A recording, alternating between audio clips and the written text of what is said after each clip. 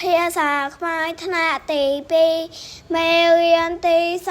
41ម្ដាយឪពុកខ្ញុំសំណួរនឹងចម្លើយពន្យល់ពាក្យបន្ទុកភារៈកិច្ចការធុរៈសពបែបយ៉ាងដែលទទួលកិច្ចការដែលត្រូវធ្វើការរវល់សពគ្រប់យ៉ាងទាំងអស់ទាំងស្វងទាំងមូលពាក្យនៃដូចនឹងពាក្យប្រានខ្លួនកាយព្រះកាយព្រះផ្ទុយនៅផ្ទុយនឹងស្រណុកសុខសាន្តផ្ទុយនឹងទុកពួយសំណួរនឹងចម្លើយមួយតើអ្នកណាដេបៈបោកគួរនឹងចំអិនអាហារចម្លើយ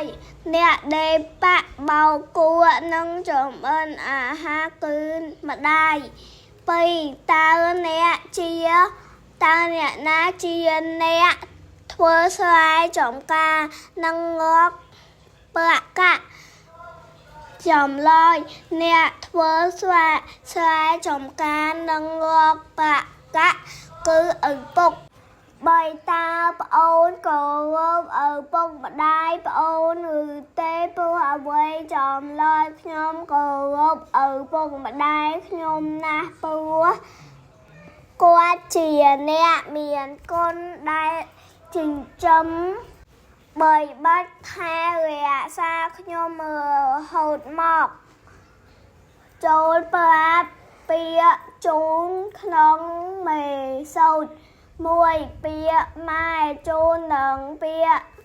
ថាហែ2ពាក្យអាហារជូននឹងពាក្យកិច្ចការ3ពាក្យពងជូននឹងពាក្យបន្ទុក4ពាក្យប្រានជូននឹងពាក្យបានចូលសរសេររៀបរាប់ពីមនុស្សក្នុងគ្រួសាររបស់ប្អូនឲ្យបានត្រឹមត្រូវ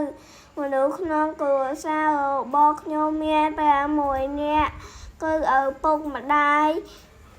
បងស្រីបងប្រុសប្អូនស្រីនិងខ្ញុំម្ដាយបងស្រីបងប្រុសប្អូនស្រីនិងខ្ញុំ